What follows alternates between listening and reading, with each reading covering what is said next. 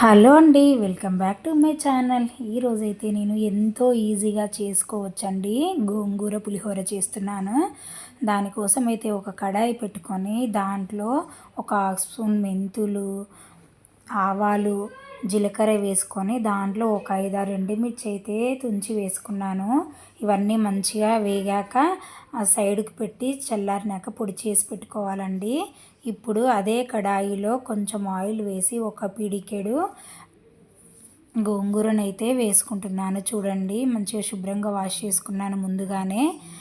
నేను కొంచెమే రైస్ తీసుకుంటున్నాను కాబట్టి కొంచెం వేసాను. మీరు రైస్ ఎక్కువ తీసుకున్నట్లయితే ఎక్కువ వేసుకోవాలండి. ఇప్పుడు దీంట్లో కొంచెమే ఒక 2-3 రెబ్బల చింతపండు వేసుకొని మంచిగా 2 ఫ్రై అయినాక తీసి పక్కకు పెట్టి చల్లారనివ్వాలి. ఇప్పుడు మనం ముందుగానే వేయించుకున్న వాటిని అయితే పొడి చేసి పెట్టుకున్నాం చూడండి. దాంట్లోనే ఇప్పుడు ఆ గోంగూరను కూడా వేసి రెండింటిని అయితే మంచిగా మిక్సీ పట్టుకోవాలి. ఇప్పుడు అదే కడాయిలో కొంచెం ఆయిల్ వేసుకోవాలి. ఆయిల్ మంచిగా హీట్ అయ్యాక ఒక స్పూన్ పల్లీలు, మినపప్పు, శనగపప్పు వేసుకొని మంచిగా వేయించుకొని ఒక ఎండుమిరపకాయ అయితే తుంచి వేసుకున్నాను. ఇవన్నీ మంచిగా వేగే విధంగా కలుపుతూ ఉండాలి మీడియం ఫ్లేమ్లో. ఇవన్నీ మంచిగా కలర్ చేంజ్ అయ్యి వేగాక కొంచెం జీలకర్ర, కొంచెం ఆవాలు వేసుకొని వేయించుకోవాలి.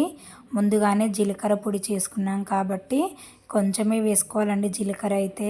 ఆ తర్వాత ఒక 2 పచ్చిమిర్చి కట్ చేసుకున్నాను. 2 రెమ్మల కరివేపాకు వేసుకొని వీటన్నింటినీ మంచిగా కలిపేసుకోవాలి. ఇవన్నీ మంచిగా వేగాక దీంట్లోకి కలర్ కోసం అయితే ఒక చిటికెడు పసుపు వేసుకోవాలండి. పసుపు ఇంకాస్త ఎక్కువ వేసుకున్నా పర్లేదు, మంచి కలర్ వస్తుంది పులిహోర. ఈ పసుపు పచ్చి వాసన పోయే వరకు మంచిగా కలుపుతూ ఉండాలి. ఇప్పుడు ఈ పోపు అయితే రెడీ అయిపోయిందండి. ఇది పక్కకు పెట్టేసుకోవాలి. ఇప్పుడు మనం ముందుగానే రెడీ చేసి పెట్టుకున్న రైస్ ఉంది కదా, నాకైతే నైట్ అన్నం మిగిలితే దాన్నే చేస్తున్నానండి. మీరైతే వేడి రైస్ కూడా చేసుకోవచ్చు. దాంట్లోకి తగినంత సాల్ట్ వేసి మంచిగా కలిపేసుకున్నాను. అన్నం అయితే పొడి పొడిలాడుతూ ఉంటే బాగుంటుందండి.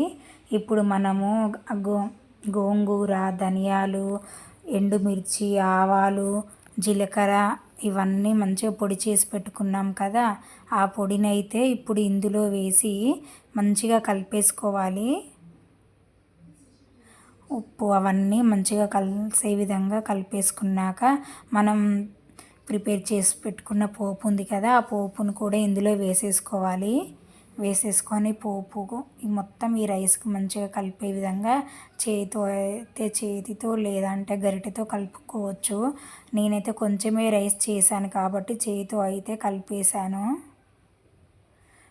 కొంచెం వెడల్పాటి గిన్నెలో తీసుకుంటే బాగుండేది, కానీ నేను ముందుగానే దీంట్లో వేశాను కదా, ఇంకా అలా అని దీంట్లోనే కలిపిస్తున్నాను. ఇప్పుడు పులిహోర అయితే రెడీ అయిపోయిందండి. సాల్ట్ సరిపోనట్లయితే చెక్ చేసుకొని మీరు యాడ్ చేసుకోవచ్చు. ఇప్పుడు సర్వింగ్ బౌల్లోకి సర్వింగ్ చేసేసుకుంటే రెడీ అయిపోయినట్లే. ఎంతో టేస్టీగా ఉంటుందండి ఈ గోంగూర పులిహోర అయితే. నాకైతే చాలా చాలా ఇష్టం అండి. ఈ రెసిపీ కనుక మీకు నచ్చినట్లయితే please friends like, share and subscribe my channel. అదేవిధంగా మీరు కూడా నేను చెప్పిన విధంగా ట్రై చేసి టేస్ట్ అయితే ఎలా వచ్చిందో కామెంట్ సెక్షన్లో కామెంట్ చేయండి ఫ్రెండ్స్. ప్లీజ్ సబ్స్క్రైబ్ చేసుకోండి.